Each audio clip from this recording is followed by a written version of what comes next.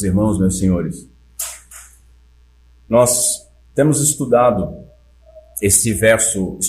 na realidade esse verso 18 durante algumas semanas e nós vimos ele palavra a palavra. E é muito importante que nós tenhamos a lembrança de tudo aquilo que nós vimos e com a graça de Deus e o poder do Espírito Santo que aprendemos, para que nós possamos desenvolver toda a argumentação que Paulo faz ao longo da carta, explicando o Evangelho com isso em mente. E na última oportunidade, vendo a última palavra, a verdade,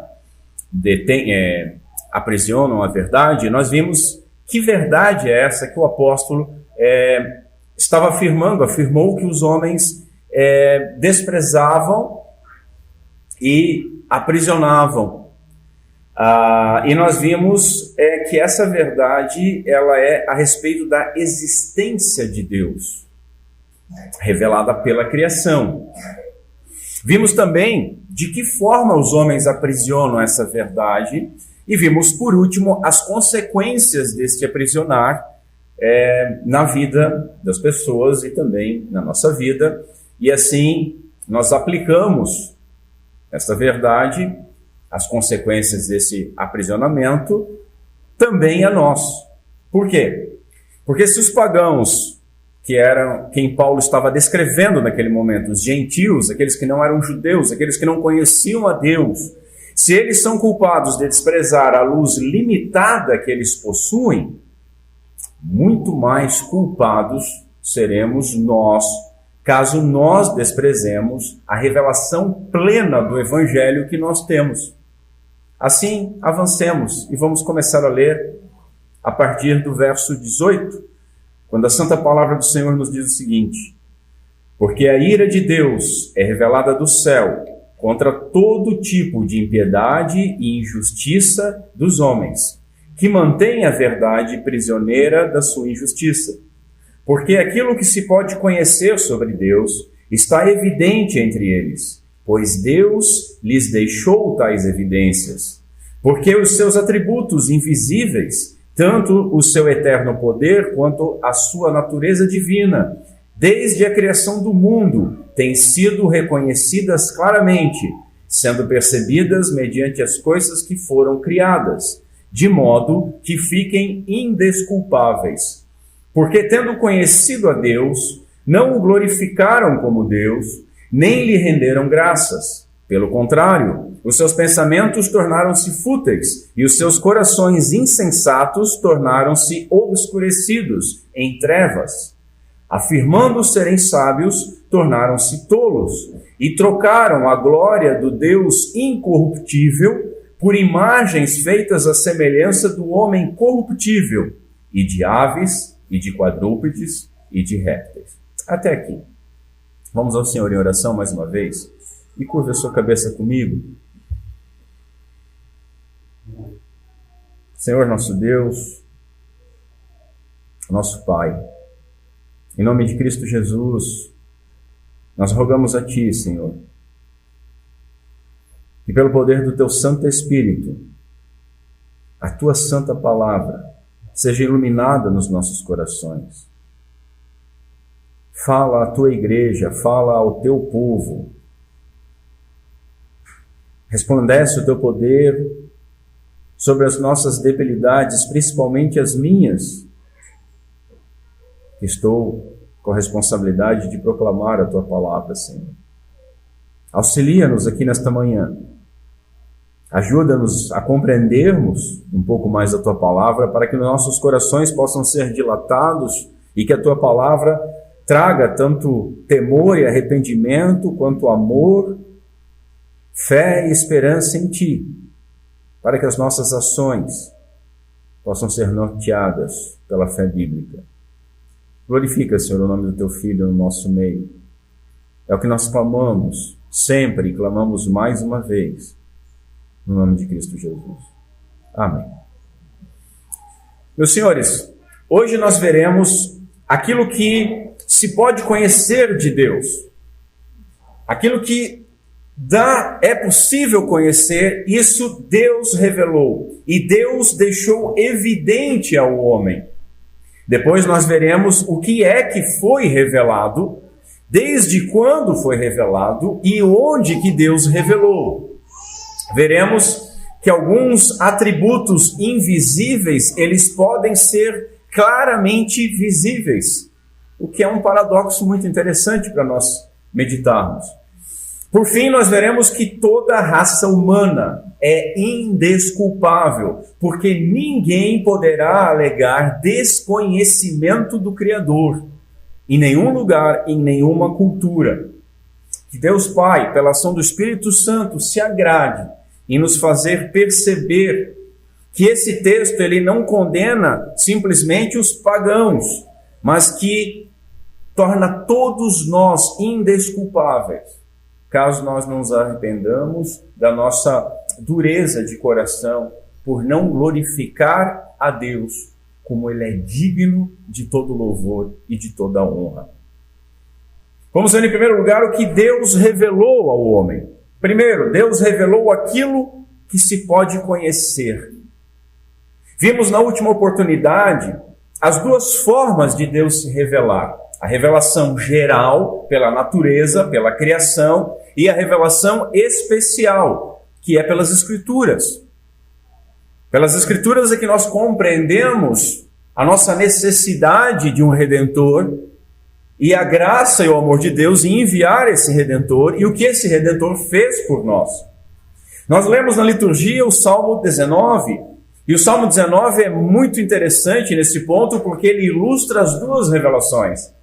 Ele inicia falando da revelação geral, falando a respeito da natureza, falando que os céus proclamam a glória de Deus, e depois coloca lado a lado a revelação especial falando da lei do Senhor, que é mais desejável do que o ouro. Nós vimos que aqui Paulo está falando da revelação geral, ele não está falando das Escrituras. Ele falou no verso 16 das Escrituras, mas aqui ele está falando da revelação geral, que é aquele conhecimento de Deus que é manifestado e é acessível a todos através da criação. O texto explica como os homens aprisionam essa verdade sobre Deus. E o apóstolo afirmou que o homem só pode conhecer a Deus porque Deus se revelou. E isso é muito importante, meus irmãos.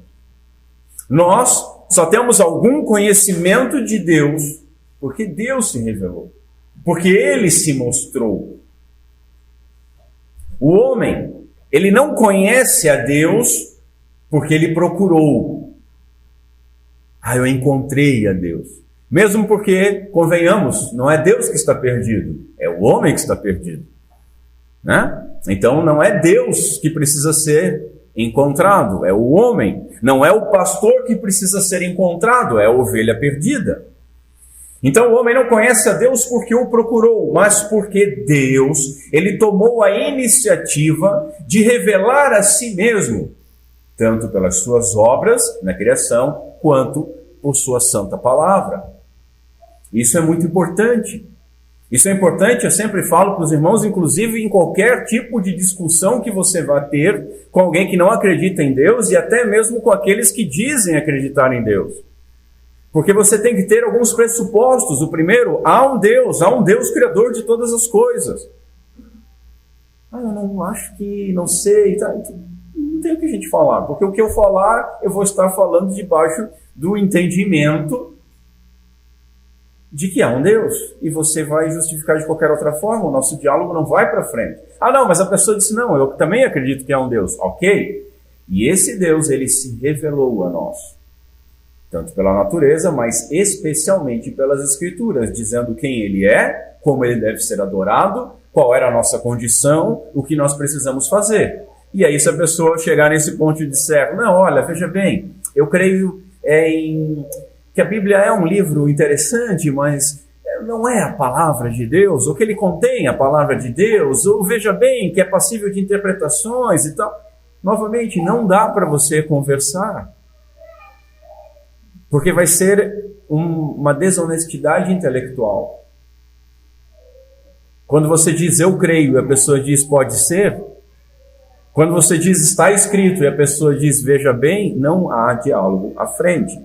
Mas, meus irmãos, eu estou falando isso, eu chamo aqui a atenção dos senhores para um equívoco muito comum, inclusive dentro da igreja.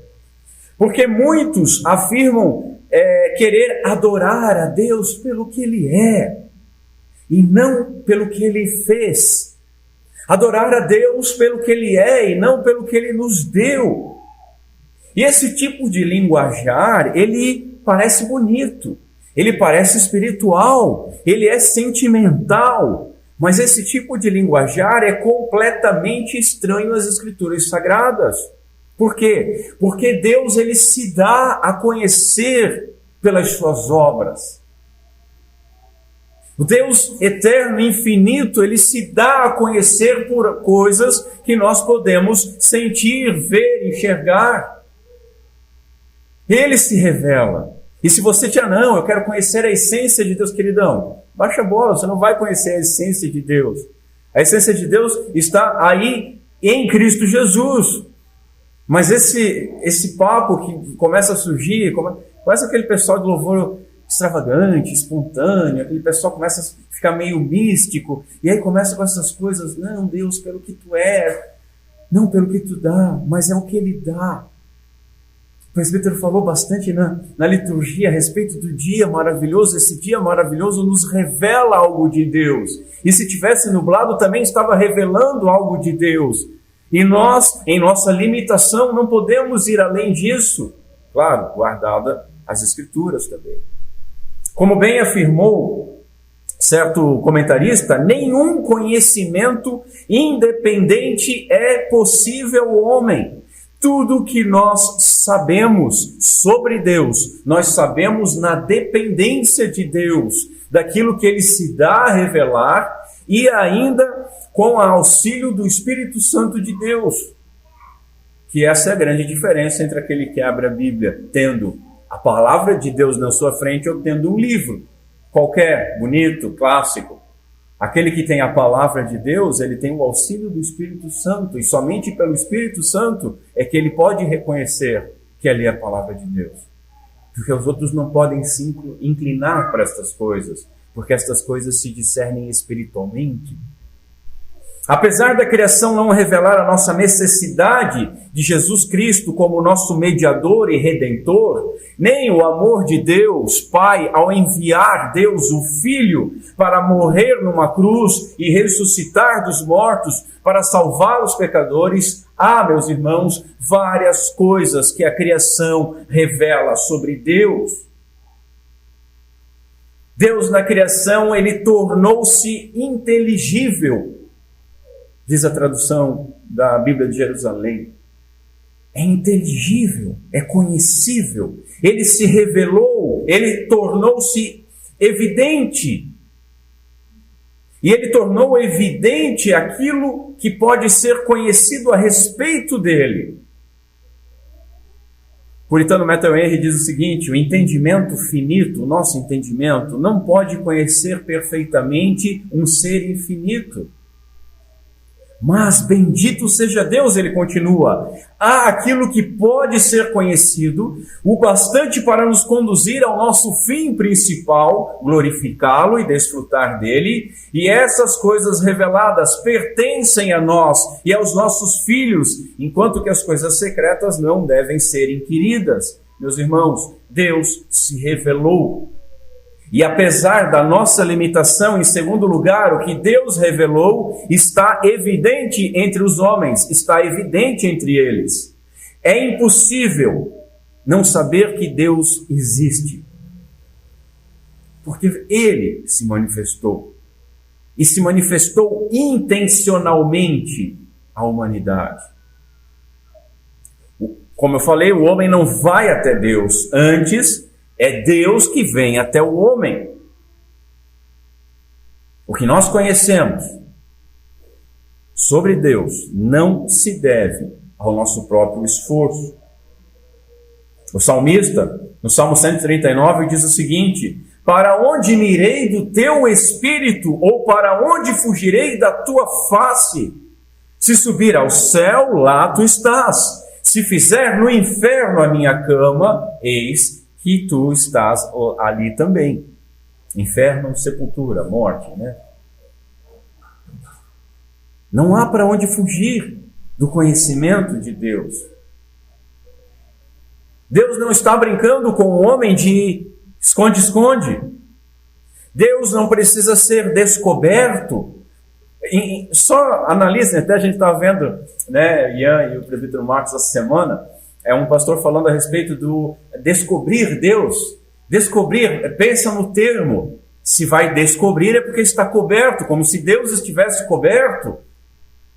Mas não é Ele que está coberto, não há um véu sobre Deus, Deus se revelou, há um véu sobre o nosso entendimento, há uma escama sobre os nossos olhos, há um véu sobre os nossos corações endurecidos, e não sobre Deus. Mas o que de Deus se pode conhecer é manifesto entre eles, diz o apóstolo. Isso significa que não podemos compreender plenamente a Deus em toda a sua grandeza. Não significa isso, mas que Ele manifestou-se se acomodando à nossa capacidade limitada. Isso é um ato de amor e de condescendência de Deus. Se revelar de uma forma que nós possamos compreender, que é inteligível, que é entendível. E dentro desses limites, a sua revelação, diz o apóstolo, é bem evidente. Não há desculpa. Note, é algo comum, é algo universal. Não é um conhecimento secreto, destinado apenas a alguns poucos iluminados. Não, é universal. Essa autorrevelação divina, ela também não está presa no passado, mas ela é algo presente. Repito, Paulo diz, está bem evidente. Isso porque, em terceiro lugar, foi Deus quem deixou essas evidências ao homem. E vamos lá, Deus criou todas as coisas, Deus criou o homem, Deus criou então a comunicação, porque ele vem se comunicar com o homem, e a gente deve crer que Deus saiba se comunicar. O problema não está na mensagem, nem no comunicador, mas no receptor. O receptor é que está duro. O receptor é que está surdo. O receptor é que está tentando aprisionar a verdade de Deus, nem que seja igual uma criança mimada com as mãos nos ouvidos, dizendo, não estou ouvindo. Mas é isso que nós fazemos. Constantemente. Há uma ideia, muito comum também, que ela é tão comum quanto é errada, que o mundo, ele primeiramente era politeísta. O que é politeísta, pastor? Que acredita em vários deuses. Então há uma ideia que os povos primitivos, eles acreditavam em vários deuses. E somente depois eles foram evoluindo e passaram para um monoteísmo, ou seja, creram que havia um único Deus. Os evolucionistas, os ateus, os agnósticos e os demais inteligentinhos, eles afirmam que a religião ela evoluiu de um animismo até a fé monoteísta atual, a fé em um único Deus. O que é animismo?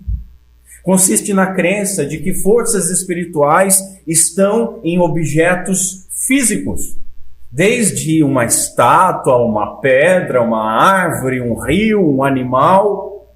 É isso que você vê nas religiões. E por quê? Eles creem que nesses objetos ou nesses animais existe uma divindade, existe um espírito, eles passam a adorar esses bichos ou esses objetos. Só que a Bíblia fala algo diferente. Paulo, ele vai afirmar no texto logo em seguida que a idolatria é consequência do aprisionamento da verdade sobre Deus. Porque quando Paulo vai desenvolvendo o argumento, o homem vai decaindo e vai se entregando à idolatria, trocando o Deus incorruptível, ou seja, imortal, por semelhança de seres corruptíveis, mortais, como o homem, e répteis, e aves. Então, note que o caminho que Paulo nos explica na Bíblia é diferente do que os especialistas e estudiosos dizem. E na realidade, existe a boa ciência e a má ciência. Existe a ciência que é utilizada para vender uma ideia, e existe aquela que fala a verdade, porque toda a verdade, onde ela estiver, é verdade de Deus, porque Deus é verdade.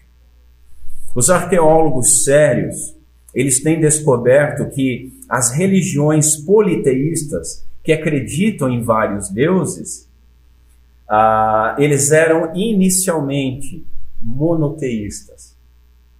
Olha como a coisa inverte.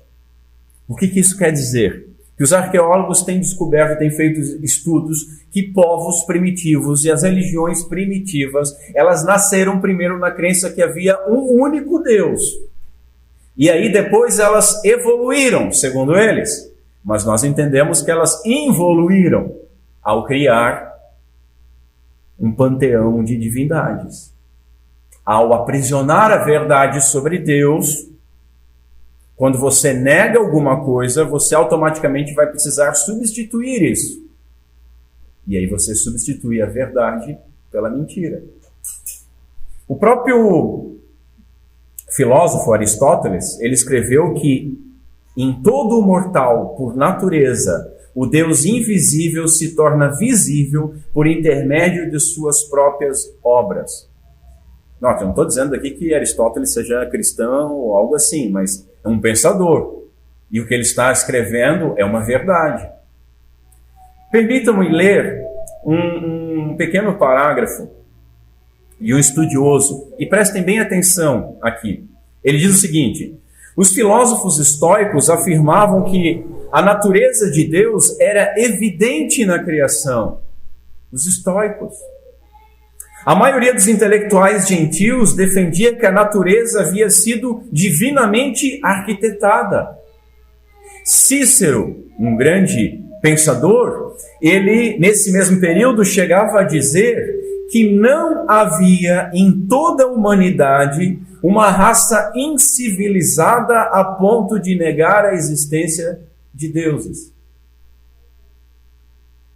Assim como outros pensadores, ele defendia que a mente humana aponta para a natureza de Deus. E os judeus espalhados pelo mundo greco-romano usavam esse tipo de argumento para persuadir os que não eram judeus a reconhecer o verdadeiro Deus. Assim, meus irmãos, nós podemos afirmar que, em primeiro lugar, ninguém nasce ateu. A gente já falou sobre isso. Segundo lugar, que as religiões pagãs não existiriam se não houvesse uma revelação sobre a existência de Deus por meio das suas obras.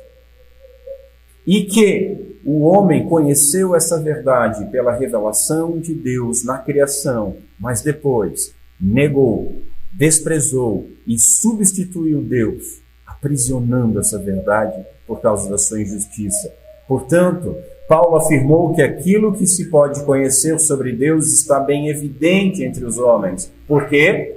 Porque o próprio Deus lhes deixou essas evidências. As coisas que foram criadas. João, ele escreve no início do evangelho que vai com seu nome, que ninguém jamais viu a Deus. Mas em Cristo, nós podemos ver pessoalmente Deus. Agora, Paulo, ele afirmou que a criação, ela evidencia aquilo que se pode conhecer sobre Deus sem a revelação da sua palavra, a saber, os seus atributos invisíveis, tanto o seu eterno poder quanto a sua natureza divina. Assim, vejamos em segundo lugar, o que foi que Deus revelou? A primeira coisa que ele revelou foram os seus atributos invisíveis. A revelação pela criação, ela não é exaustiva. As coisas criadas nos fornecem algum conhecimento geral sobre Deus. Não é exaustivo, não é tudo, mas veja, um conhecimento suficiente sobre Deus. Não uma completa especificação de detalhes sobre o caráter de Deus ou sobre a natureza de Deus. Os atributos invisíveis de Deus têm sido, diz Paulo, reconhecidos claramente. Por quê? Porque são percebidos mediante as coisas que foram criadas, e estas revelam, em primeiro lugar, o seu eterno poder. Meus irmãos, quando nós olhamos para a criação, imediatamente nós identificamos um grande poder. O argumento é claro. A criação, a maravilha da criação, a grandiosidade da criação pressupõe um Criador. Precisa ter muita fé para crer que uma explosão, uma simples explosão, causada por nada, assim, totalmente pelo acaso. Estavam dois átomos ali, sem fazer nada, daqui a pouco se chocaram. Precisa de muito estudo para se descer a esse nível de conhecimento e afirmar isso categoricamente. Irmãos, um projeto, qualquer projeto que seja, pressupõe um projetista. Isso é algo óbvio. Ao olhar o sol, a lua, as estrelas, qualquer um pode dizer que existe um Criador, existe um Deus. Por quê? Porque o trabalhador, ele vai ser sempre reconhecido por sua obra. Às vezes, quando você adquire conhecimento suficiente sobre algum artista, seja em música ou em quadros, você ouve alguma coisa ou você vê uma pintura e você diz, isso aqui tem cara de fulano, porque imprimiu a assinatura naquilo. E quando nós vemos a glória da criação, nós vemos uma assinatura de um Criador poderoso, do poder de Deus. Pela luz da natureza, pode-se entender então que há um Criador poderoso, glorioso e tão perfeito e majestoso quanto é grandiosa e majestosa a sua obra, a criação. Da mesma maneira que um cientista, ele se admira quando com seus telescópios está admirando as galáxias longínquas, ou com seus microscópios está admirando a complexidade de um átomo. Assim nós, meus irmãos, todos nós deveríamos também crescer em entendimento, em admiração, em temor, em louvor ao infinito poder de Deus, ao contemplarmos a sua criação, ao vermos a perfeição demonstrada na criação. Ele revelou o seu poder na criação, na providência e na ordenação de todas as coisas. Porque mesmo que tenha sido, e os cientistas não gostam de admitir isso, mas foi um cristão quem criou a teoria do Big Bang, né? Um cristão, com as suas debilidades, mas um cristão. Veja o seguinte, Big Bang, uma explosão evolui para todas as coisas. É quase um meme de internet, mas imagina uma tipografia. Você sabe o que é uma tipografia, né? Imagina uma explosão numa tipografia, uma gráfica. E aí essa explosão, com o passar dos anos, se transforma numa biblioteca. Organizada por títulos, temas. Precisa de muita esperança para isso. No acaso. Irmãos, nós costumamos dizer que a comunicação via internet nos nossos dias está em todo lugar. Não tem para onde você fugir dela. Mas, senhores, aonde não houver sinal de internet, aonde não houver cabos de comunicação, há a comunicação da majestade de Deus, o Criador. Não há para onde você fugir do esplendor da criação. O próprio salmista, quando começa dizendo que os céus, né, eles declaram a glória de Deus, para onde você vai fugir do céu? Em qual local que você vai estar que não há o céu sobre você declarando isso?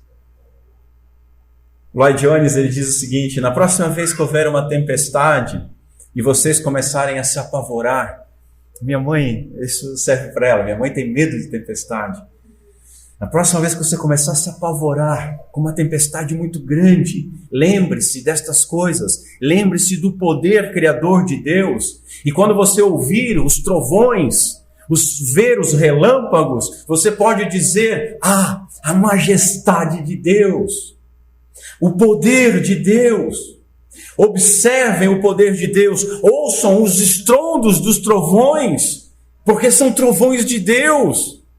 Lembram quando a lei foi dada?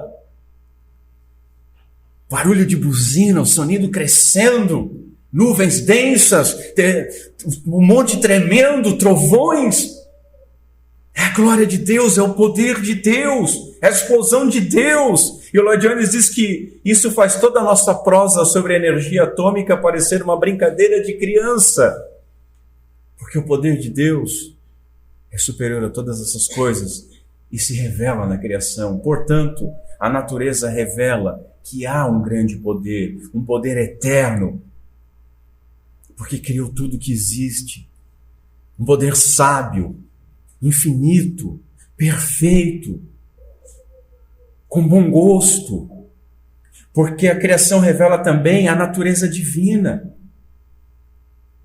Ela revela a natureza divina do Criador, porque o ser que criou, ele deve ser infinitamente superior ao homem em poder, em sabedoria e em perfeição. Ele revelou a sua perfeição, a sua excelência e os seus atributos. Quando nós observamos as coisas criadas, nós entendemos que o Criador não é um ser criado. Não é um ser limitado como nós. Por quê? Porque ele precisa estar acima da sua obra. Porque ele não pode fazer parte dela. Um comentarista diz que, em consequência, cada pequena gramínea, cada pequena folha de grama já nos demonstra que nós não podemos fazer todas as coisas. Já nos mostra o que nós não somos, a saber, nós não somos criadores. E continuadamente reflete-se na onipotência do poder de Deus a manifestação da nossa impotência. Fica evidente.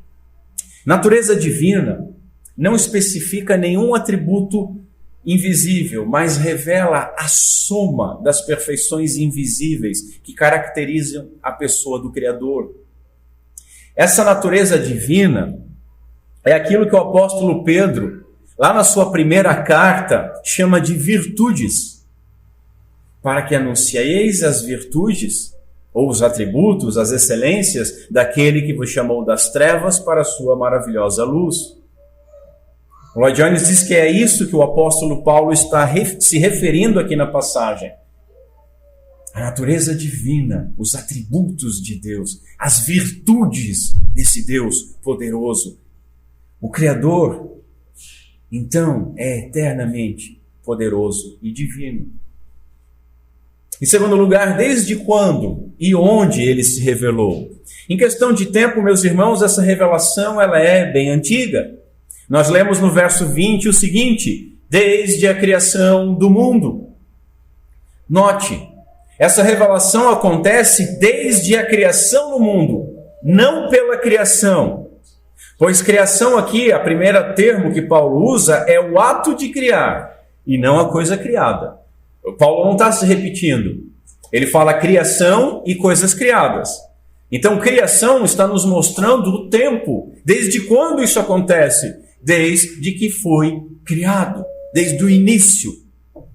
Desde que Deus criou o mundo, antes mesmo de colocar um homem no mundo, o seu poder, a sua majestade e a sua glória já estavam sendo demonstradas.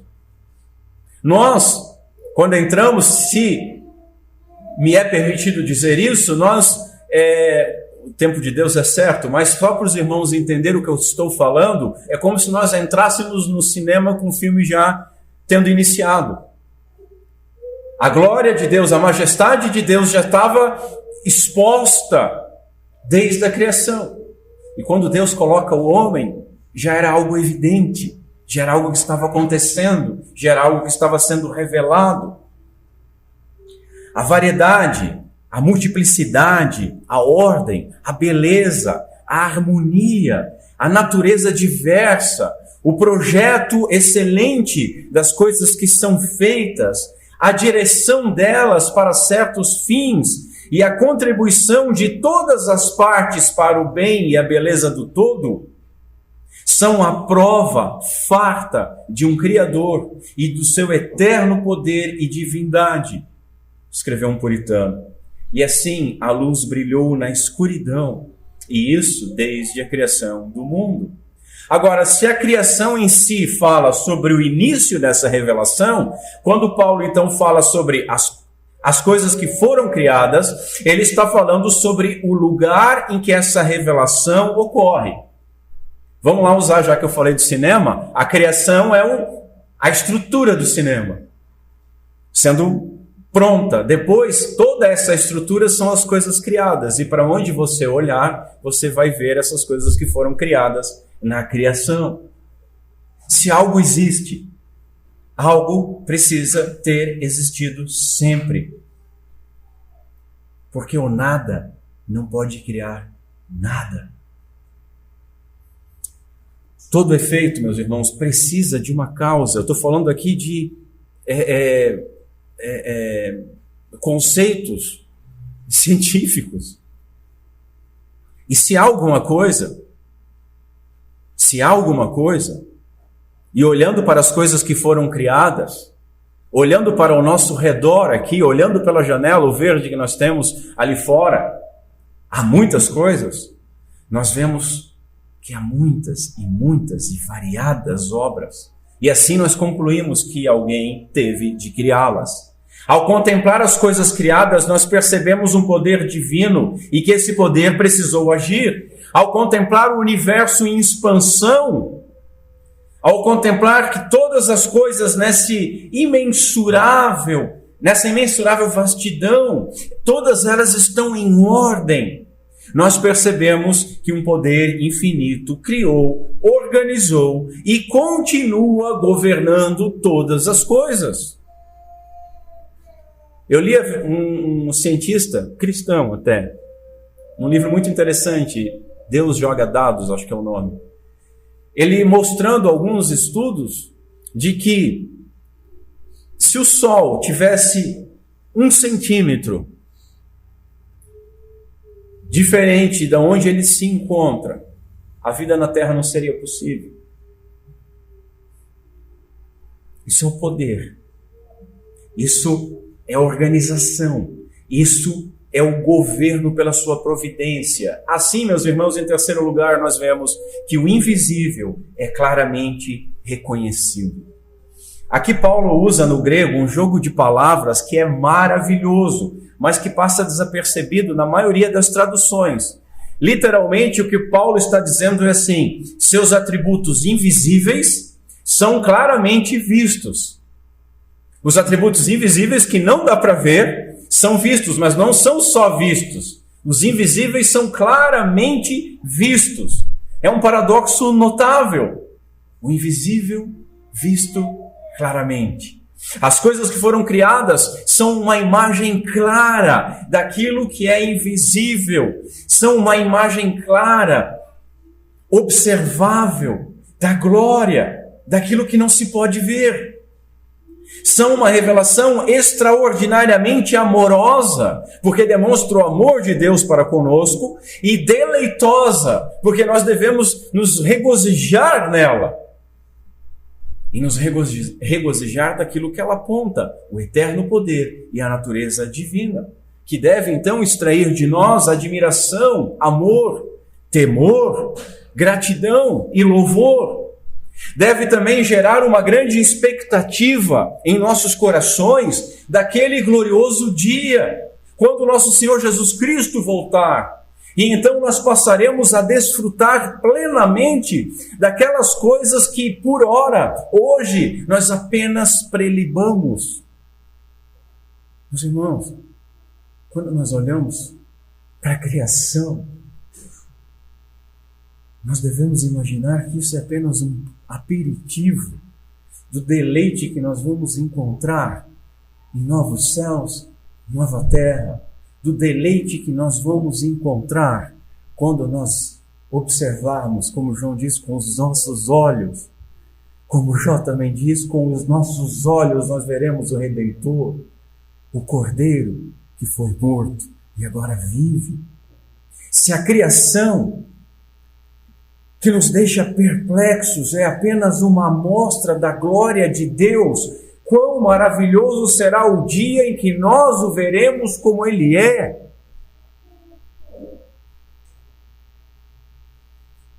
Como nós somos duros, lentos em extrair da maravilhosa obra da criação esse conhecimento e essa esperança e essa expectativa. Deus deixou uma revelação clara da sua existência, do seu poder e da sua divindade, e continua sendo impossível enxergar o invisível, mas quando nós observamos a glória das coisas criadas, nós devemos receber delas uma profunda impressão, porque as obras da criação apontam para o Criador e elas são suficientes para revelar a sua majestade.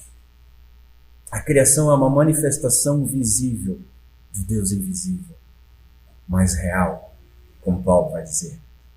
Os céus declaram a glória de Deus e o firmamento as obras da sua mão, declarou o salmista. A confissão belga, no artigo 1º, diz que a criação, preservação e governo do universo está diante dos nossos olhos como um livro extremamente gracioso. Nele, todas as criaturas, grandes e pequenas, são como tantos caracteres que nos levam a ver claramente as coisas invisíveis de Deus. O que está dizendo? São caracteres, são letras. A criação é um livro e o que nós vemos nessa criação são letras que formam frases essas que dizem: há um Deus todo-poderoso, Criador dos céus e da terra, glorioso, majestoso, digno de toda honra. E sendo como um livro aberto a todos, porque todos nós contemplamos ela, escrito por Deus para todos os homens, em todos os tempos, porque foi Ele que manifestou essas evidências, então nós concluímos que aqueles que não lerem este livro são indesculpáveis. Esse é o meu terceiro ponto. O homem é indesculpável. O termo indesculpável, ele pertencia ao meio jurídico da época. O termo indesculpável, ele tem a mesma raiz no grego que o termo apologia. E o Dr. Nicodemos diz que apologia é uma defesa apresentada por alguém ao ser acusado de um crime. É uma espécie de justificativa para um ato criminoso. Logo, meus irmãos, Paulo está dizendo o seguinte, que no dia do juízo, nenhum homem terá uma defesa, nenhum homem terá uma apologia para apresentar diante de Deus. Por que o homem é indesculpável? Primeiro, porque ele não pode alegar ignorância. Não pode. Na criação, se não há revelação suficiente para salvar alguém, e nós vimos isso na mensagem passada, não há, contudo, há o suficiente para condenar a todos. Isso é muito sério, irmãos. Isso é muito sério. E quem definiu isso foi o próprio Deus. Os seus atributos, embora sejam invisíveis, eles são revelados por meio das suas obras, que revelaram demais de si mesmo neste mundo criado para que algum homem alegue ignorância. O mundo que nós vemos, a criação, o mundo natural, ele é uma janela através da qual Deus revelou a si mesmo para toda a humanidade, para cada um dos homens. Deus não deixou o homem tateando no escuro, no fundo de uma caverna, mas Deus brilhou diante da humanidade e brilhou uma manifestação da sua divindade clara demais para não ser notada por qualquer pessoa, por mais obtusa que seja. Frase de João Calvino. Por mais obtuso que nós sejamos, é claro o suficiente. Ainda que ninguém tenha visto a Deus, ele se fez conhecido. E ele se fez conhecido por meio de coisas sensíveis. Notem o que eu falei lá atrás. Né? Eu quero conhecer Deus pelo que tu é. Quero andar no estratosférico. Mas Deus se revela pela criação. Ele se fez conhecido por meio de coisas sensíveis. De modo, meus irmãos, que todos os nossos 5 sentidos permitem que nós desfrutemos das coisas que foram criadas por Deus, que revelam a Deus, de modo que os nossos sentidos, a nossa audição, a nossa visão, o nosso tato, nosso paladar, eles serão testemunhas contra nós, caso nós não glorifiquemos o Criador. Não podemos alegar, ninguém vai poder alegar ignorância. Spurgeon disse o seguinte: foi escrito na face da natureza o bastante para condenar os homens, se eles não se voltarem para Deus. Essa, meus irmãos, é a grande afirmação do apóstolo Paulo aqui nesse trecho. É algo universal, é algo que é visível a todos os povos, em todos os tempos, em todos os lugares, e assim, absolutamente ninguém tem justificativa para ser ateu, para ser ímpio, para ser injusto, sendo todos indesculpáveis. A criação revela certo conhecimento, mas o homem reage de modo contrário àquilo que ele conhece. E ele se torna indesculpável porque, em segundo lugar, o homem aprisionou a verdade. Nós já falamos sobre isso na última oportunidade. Nós vimos que os homens têm aprisionado e tentado silenciar esse conhecimento. Que os homens têm mantido a verdade prisioneira da sua injustiça. Note, para você lutar contra esse conhecimento, como o homem faz, é necessário ter esse conhecimento, é necessário possuir. Você não vai aprisionar, tentar apagar, tentar abafar, virar as costas para algo que você não tem, que você não conhece. Por isso, indesculpáveis. Conforme eu compartilhei com os irmãos, um testemunho do R.C. Sproul, que numa universidade foi convidado a dar uma palestra para ateus. Quando nós apresentamos os argumentos sobre a existência de Deus aos ateus, nós estamos chovendo no molhado. Por quê? Porque não é preciso provar para eles que Deus existe. Eles sabem disso. O problema deles não é intelectual. O problema é moral. Eles odeiam a Deus. Eles desprezam a Deus. Eles odeiam o Deus que sabem que existe. E eles então tentam impedir que essa verdade chegue aos seus corações. E a razão para isso é a sua própria injustiça, vai nos dizer Paulo. Ele afirmou que esse é justamente o problema. Essas pessoas detêm o conhecimento sobre Deus para que essa verdade, para que esse conhecimento sobre Deus, em primeiro lugar, não os acuse. Em segundo lugar, não os modifique. E para que, em terceiro lugar, eles possam continuar pecando em paz. Essa é a grande realidade. A impiedade conduz o homem à injustiça e, por causa dela, ele vai reagir contra tudo aquilo que acuse essa injustiça, rejeitando aquilo que poderia conduzi-lo ao arrependimento e à piedade. Que terrível! Terceiro lugar, todo homem é indesculpável. E aqui é um ponto interessante. Muitos se perguntam, o que vai acontecer com aquelas pessoas que nunca ouviram falar de Jesus?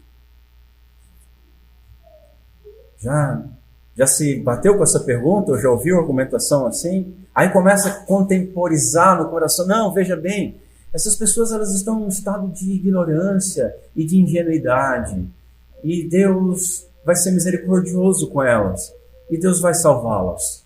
Porque elas não tiveram oportunidade de ouvir sobre Jesus Cristo. E então, pela sua ignorância, elas vão ser salvas. Se ignorância sobre Jesus salvasse, nós não deveríamos evangelizar. Se fosse isso que Paulo estava falando, todo o movimento missionário seria errôneo, porque vamos deixar todos na ignorância, porque Deus vai usar com misericórdia. Mas não é essa a verdade bíblica.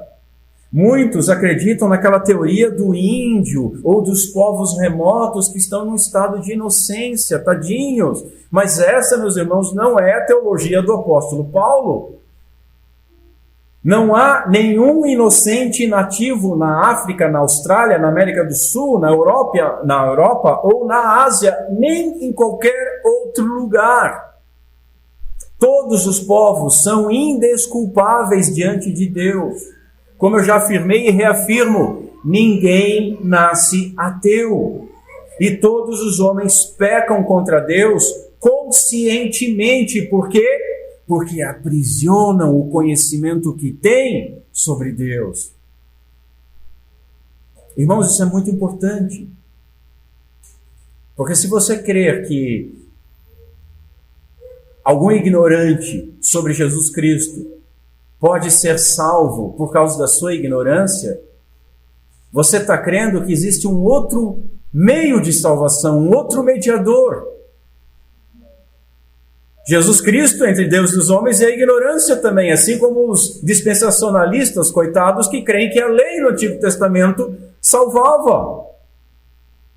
Antigo e Novo Testamento é Cristo Jesus, o antigo na expectativa da sua vinda, o novo na expectativa do seu retorno. É somente Cristo. Jesus Cristo, ele veio salvar pecadores, não inocentes, mesmo porque não há nenhum, e esse é a coroa do que Paulo está escrevendo aqui. Jesus Cristo, quando encarnou, ele já veio ao mundo que já estava caído, onde todos já estavam condenados, mortos em seus delitos e pecados. Ele não veio num mundo paradisíaco, que estava tudo bem. Ele veio para um mundo que o Pai já havia amaldiçoado. Ele veio ao mundo indesculpável, que já estava debaixo da ira de Deus, como diz o verso 18. Esses povos, eles não estão debaixo da ira divina porque eles rejeitaram o Evangelho. Mesmo porque eles nunca ouviram falar do Evangelho. Mas eles estão debaixo da ira divina porque eles têm mantido a verdade prisioneira da sua injustiça, da sua própria injustiça, a verdade sobre Deus revelada na criação. Lembram que nós estabelecemos que essa verdade não é o Evangelho. Paulo falou sobre o Evangelho no verso 16.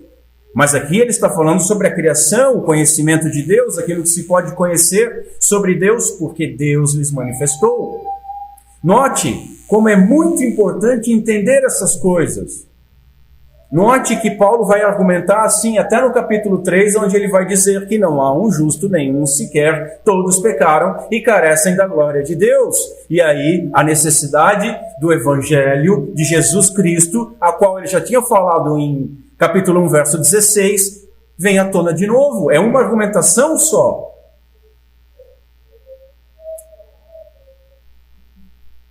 Deus não punirá as pessoas porque não ouviram falar de Jesus Cristo. Mas Deus vai punir as pessoas porque elas desprezaram aquele que elas conheceram pelas coisas que foram criadas. Porque, diz Paulo, tendo conhecido a Deus, não o glorificaram como Deus, nem lhe renderam graças. Todo ser humano tem conhecimento suficiente de Deus. Por quê? Porque Ele lhes deixou tais evidências, diz o apóstolo. Esse é o ponto. A ira de Deus está sobre toda a humanidade. E a única forma, a única maneira de alguém ser salvo é crendo em Jesus Cristo. Paulo está estabelecendo aqui a necessidade e a urgência do Evangelho. Quarto e último ponto. Assim, todos nós somos indesculpáveis. A ira de Deus se revela contra todo tipo de impiedade e injustiça dos homens. Por quê? Porque, tendo conhecido a Deus por meio da revelação do seu poder e da sua natureza divina, os homens não o glorificaram como Deus e não lhe renderam graças. A gente vai ver bastante sobre isso na próxima oportunidade. Embora essa revelação não seja suficiente para salvar, como eu já falei, ela é suficiente para condenar. Essa é a vontade do juiz e do Criador.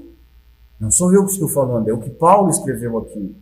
E daqui surge a necessidade da revelação da graça. E daqui surge uma luz maravilhosa e amorosa de Deus revelando essa graça. Daqui surge Paulo dizendo: porque não me envergonho do Evangelho de Jesus Cristo, porque é o poder de Deus para salvar todo aquele que nele crê.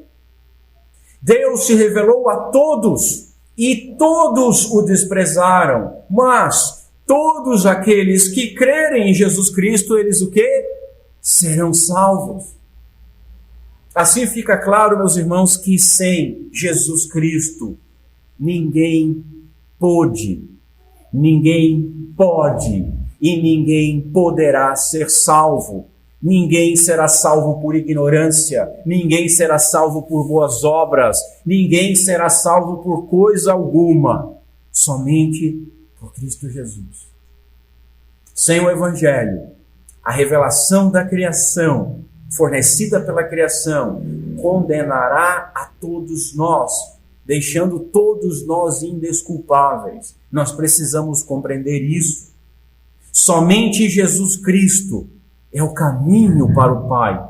Somente Ele. Não há atalho, não há nenhum outro caminho possível.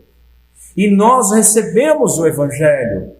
E assim, meus irmãos, caso desprezemos, nós não seremos apenas indesculpáveis, mas nós seremos mais do que indesculpáveis. Jesus tem sido proclamado, o Evangelho tem sido pregado, pecadores têm sido chamados ao arrependimento. Aqueles que desprezarem o Evangelho não terão desculpa. Se os ímpios serão condenados, quão indesculpáveis seremos nós, que temos o Evangelho sendo pregado domingo após domingo?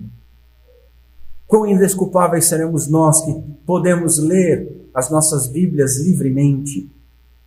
Nós que ouvimos o chamado ao arrependimento toda semana.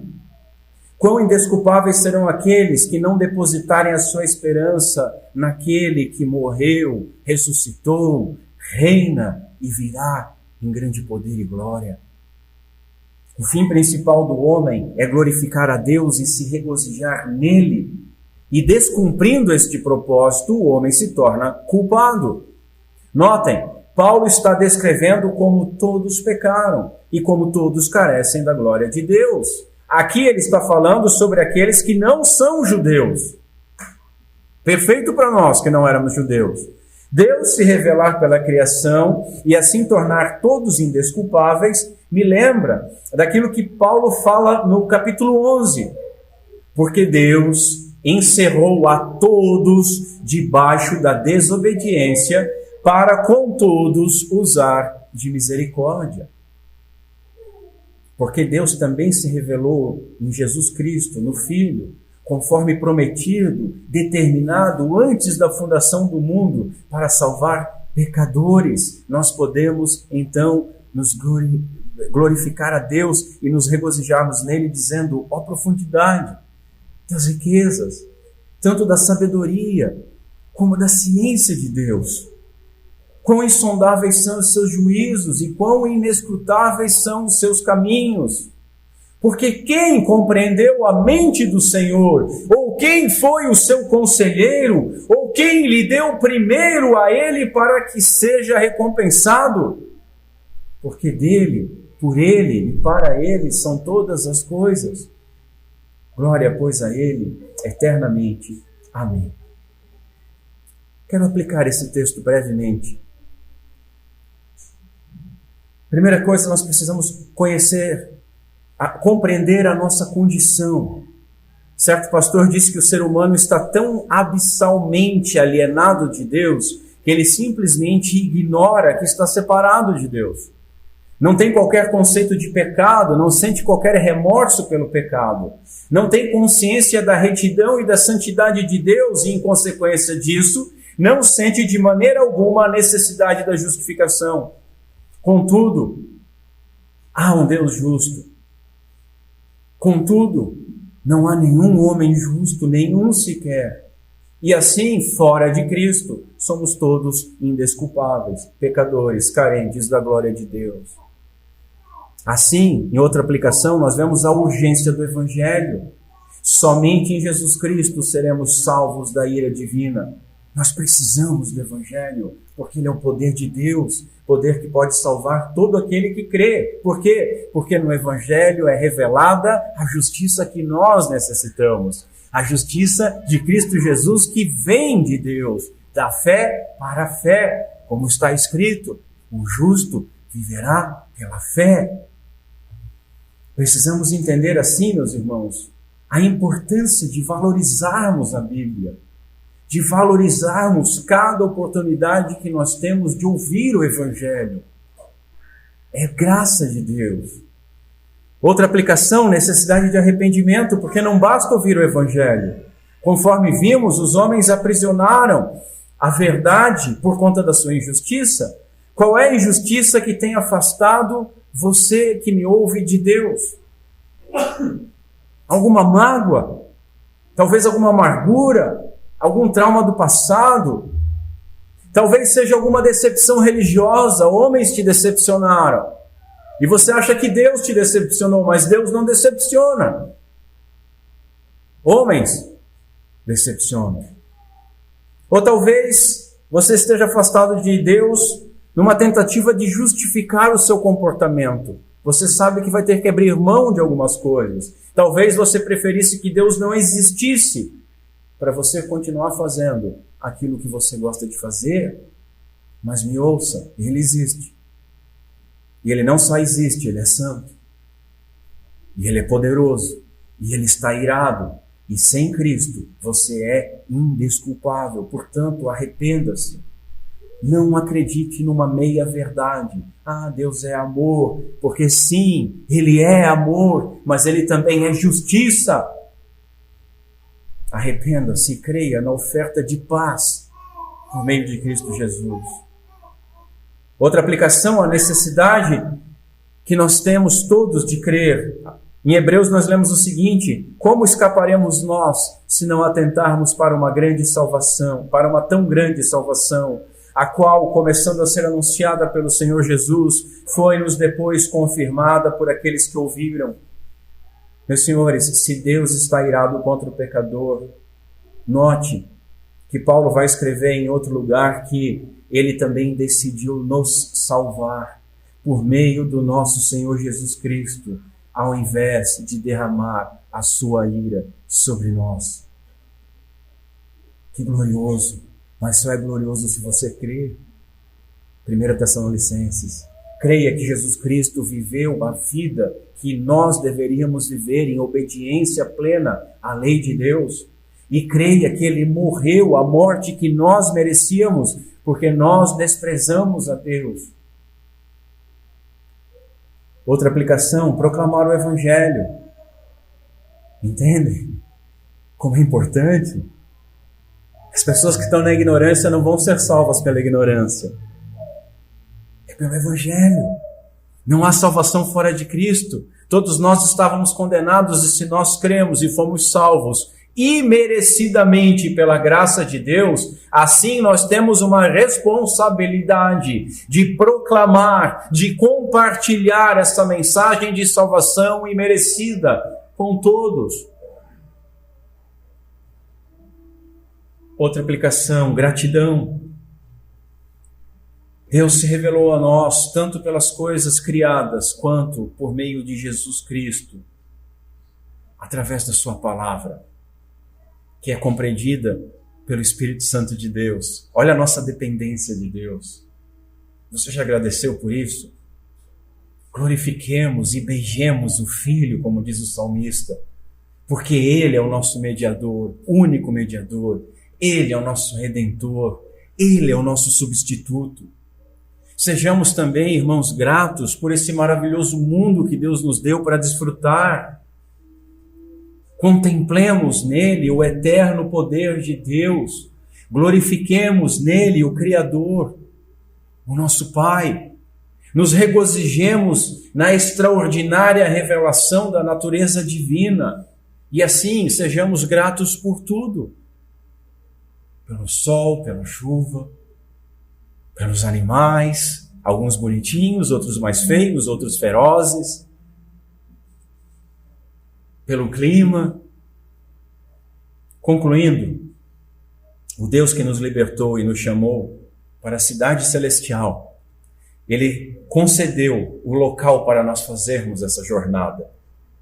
Olhemos para a natureza criada, vejamos que não falta nada, porque Deus concedeu todas as necessidades da criação.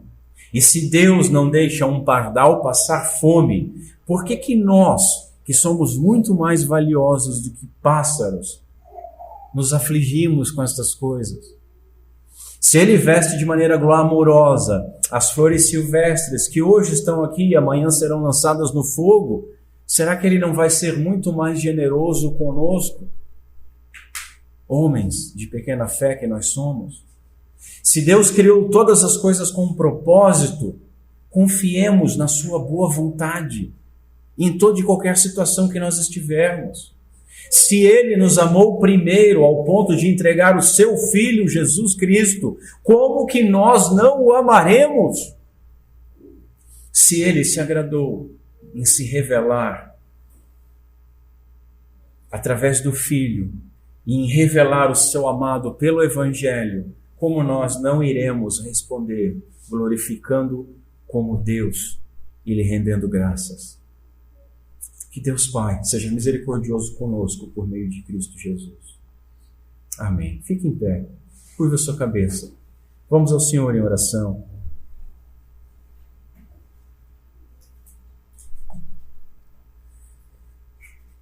Senhor Deus, nosso Pai, tem compaixão de nós, teus servos, e nos perdoa. Nos perdoa porque muitas vezes não enxergamos o teu poder e a tua natureza divina na criação. Nos perdoa pela nossa dureza, pela nossa vagarosidade de te contemplar.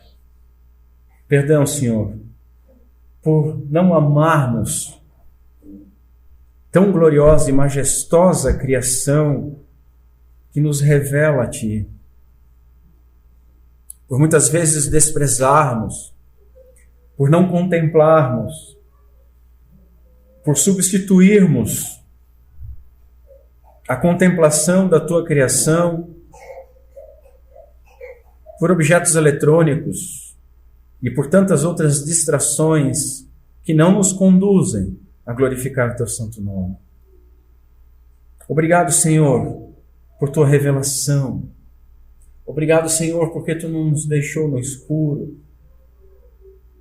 Obrigado, Senhor, porque todas as coisas que Tu criaste são perfeitas e revelam a Tua majestade e perfeição. Mas obrigado, Senhor, principalmente porque Tu não nos deixou apenas com essa revelação que nos condenaria, mas aprove a Ti se revelar através das Escrituras.